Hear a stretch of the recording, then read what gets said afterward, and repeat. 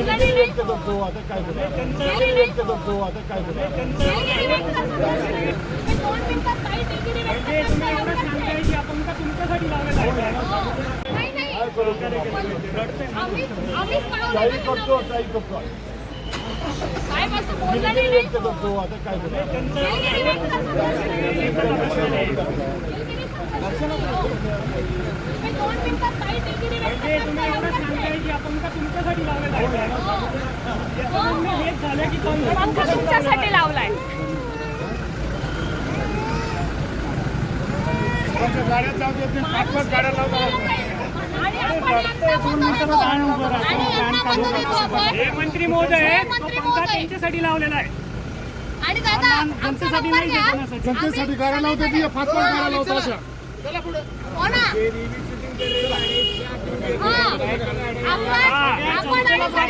Barricade लावून मंत्र्यांच्या गाड्यामध्ये येत आहे.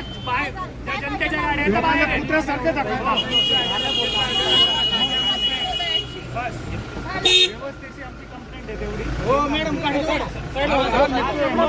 चालेल, होतोय साईडला.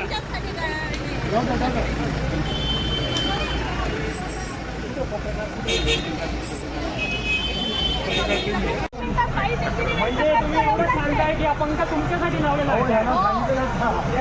हेच झालं की तुमच्यासाठी लावलेला आहे. ऐका, मंत्री महोदयांनी पोलिसांशी बोलायला लावलं आणि ते पोलीस बघा गाडीत बसून चालले. बघा हे चालले, मंत्री महोदयांनी यांच्याशी बोलायला सांगितलं.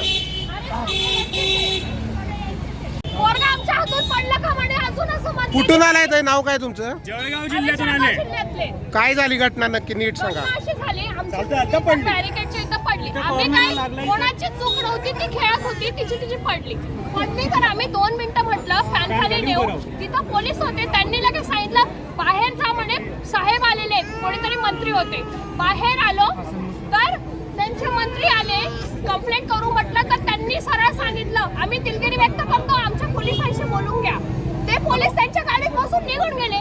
इथे एक पोलीस लेडीज कॉन्स्टेबल होत्या, त्या म्हणतात पोरगा आम्ही पाडलं का, पोरगा तुम्ही पाडत नाहीये.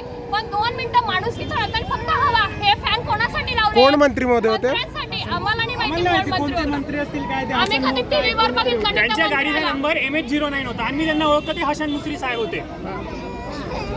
अशी माणुसकी आणि बाई म्हणते आम्ही पाडलं का म्हणे. अरे तुम्ही पाडल्याचं म्हणत नाही. 2 मिनिटं फॅनची हवा साठी बोलतो. फक्त फॅन कोणासाठी? सामान्य जनतेसाठीच आहे ना. आज आमच्या बाळाशी झालं, उद्या व्हायला नको.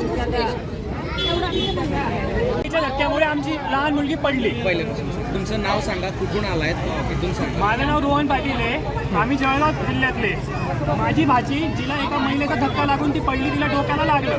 तर आम्ही तिथे पोलिसांच्या इथे असलेल्या पंख्याजवळ तिला उभं केलं. तर 2 मिनिटं पण आम्हाला पोलिसांनी उभं न राहू देता एवढं सांगितलं की मंत्री महोदय आले, तुम्ही बाहेर जा. ही कुठली भाषा झाली का बाहेर जा अशी? ते पंखे का मंत्रींसाठी लावलेले का मला सांगा. आणि मंत्र्यांनी सांगितलं पोलिसांशी बोला, तर ते पोलीस निरीक्षक गाडीत बसून निघून गेले. आणि मंत्री महोदय सांगता की नाही आम्ही तुमच्या प्रश्नाकडे लक्ष देऊ. हे बोलणं झालं का?